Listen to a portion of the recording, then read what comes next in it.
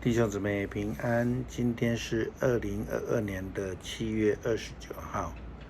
今天的经文是诗篇107篇第1节到第9节，还有43节。和西雅书第9章第1到第17节。以弗所书第4章第17到24节。今天要跟大家分享的主题是新生命。出埃及记的记载当中，是个灾难时常是引起的误解。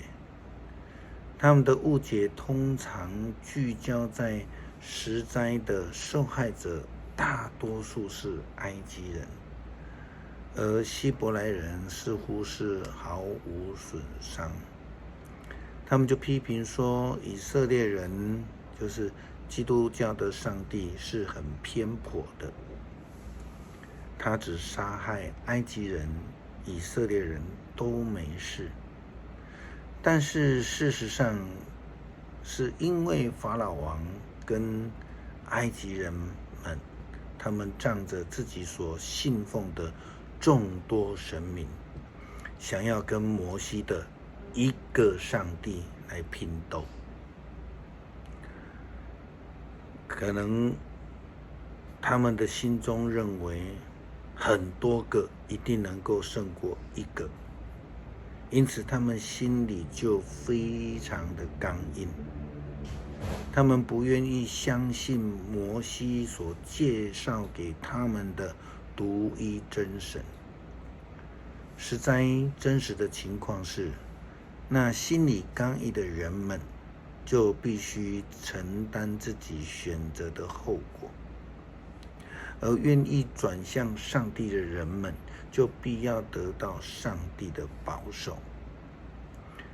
出埃及记的记载只有以色列人得到保守吗？其实是错的，完全错误。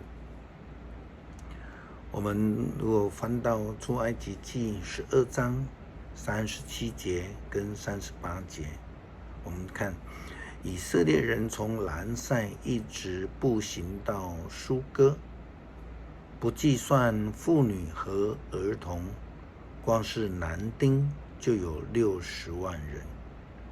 38节说，许多外族人和牛羊也跟他们一起走。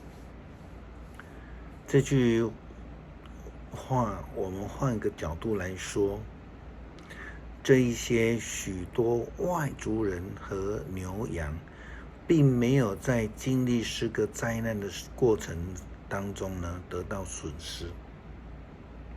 不但如此，他们还能够在最后跟上帝的选民以色列人一同出埃及，得到救恩。这说明了并不是只有以色列人才得救。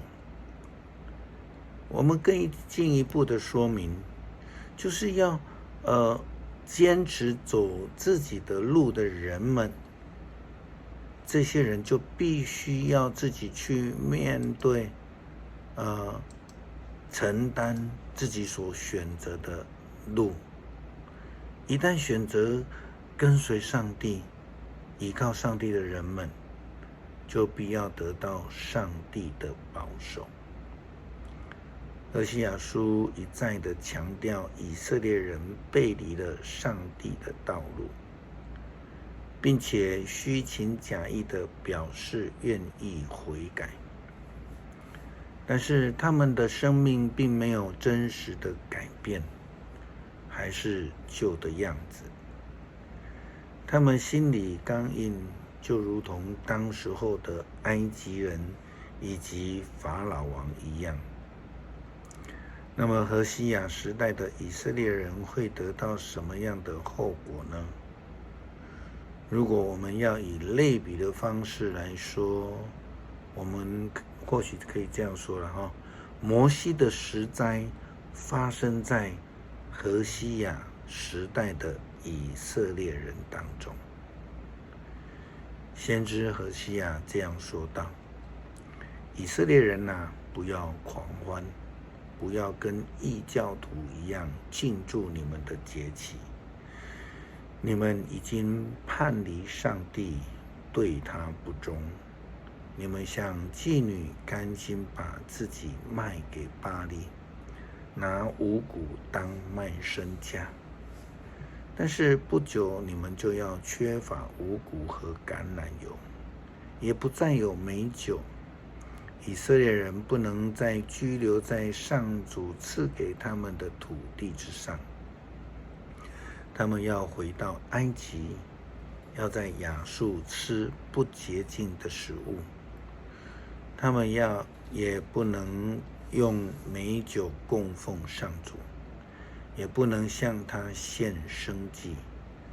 他们吃的东西像丧家的食物，会使吃的人玷污。他们的食物只能充饥，不能带进上主的殿宇做供物。那么在指定敬拜上主的节期里，他们能做什么呢？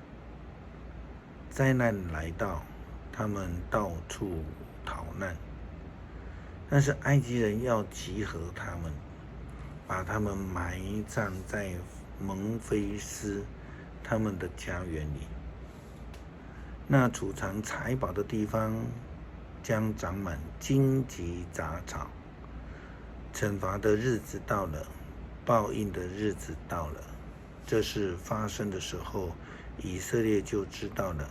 你们说，这先知是大傻瓜，这受灵感的人是疯子。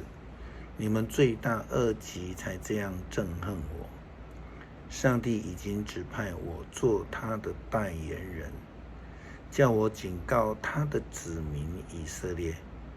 但是我无论到什么地方，他们都要谋害我，像捕鸟人一样。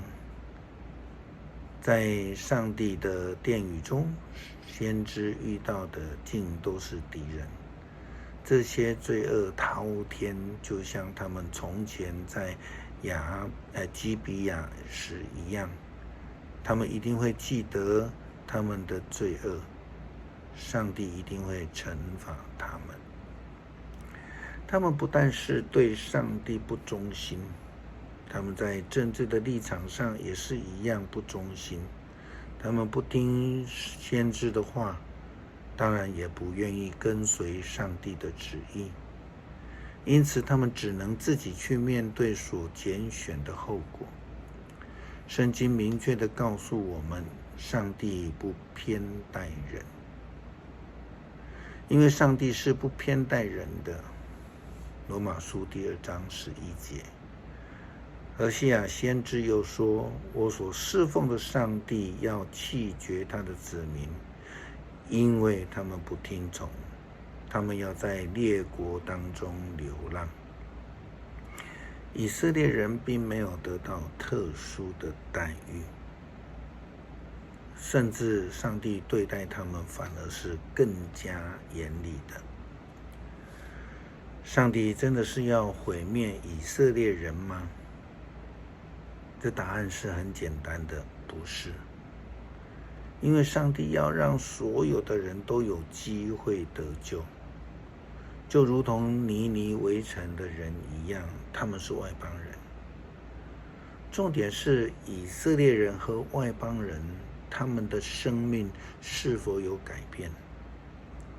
尼尼微人是因为生命改变之后，就得到了上帝的赦免与救恩。保罗给以弗所教会的基督徒书信里面这样说道：我现在奉主的名郑重地劝告你们，不要再过着像外邦人那样的生活。他们的思想虚妄，心地黑暗，跟上帝所赐的生命隔绝了，因为他们全然无知，刚愎自用。他们丧尽了羞耻之心，纵情之欲，无拘束地做各种败德的事。但是你们从基督所学的却不是这样。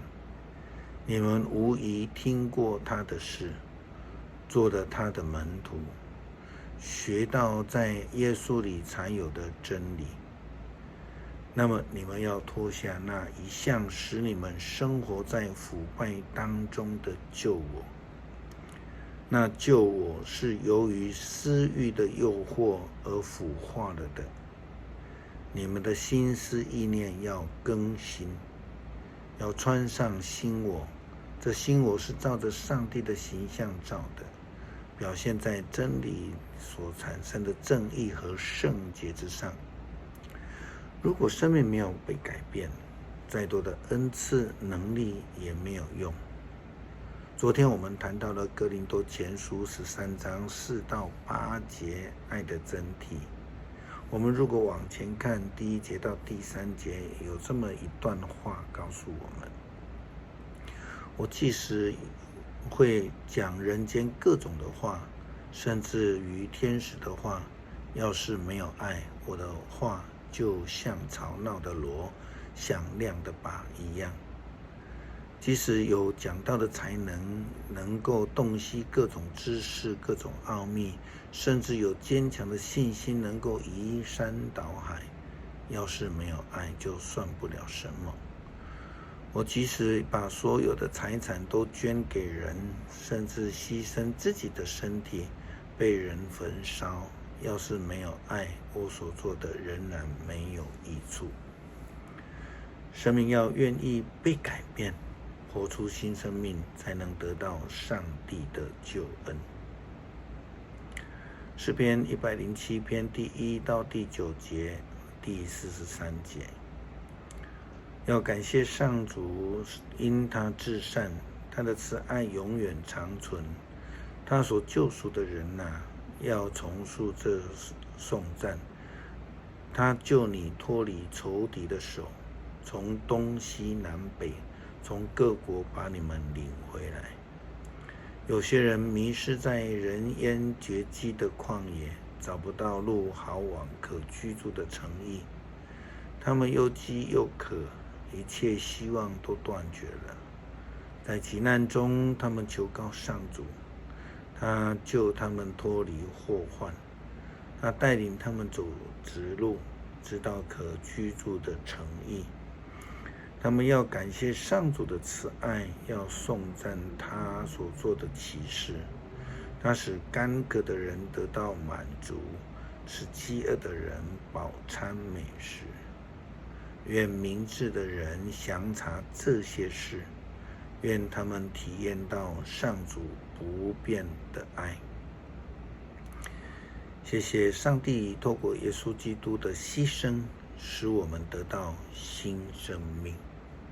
求主帮助我们有一个愿意被改变的心，让我们能够活出有基督馨香之气的新生命。感谢祷告，奉主耶稣基督圣名求，阿们。